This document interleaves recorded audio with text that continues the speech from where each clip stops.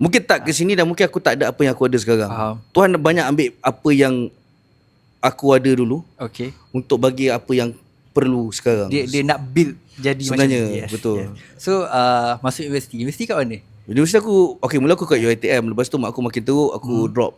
Okay. Untuk UiTM degree dulu. No, masa tu aku diploma. Okay. Aku drop.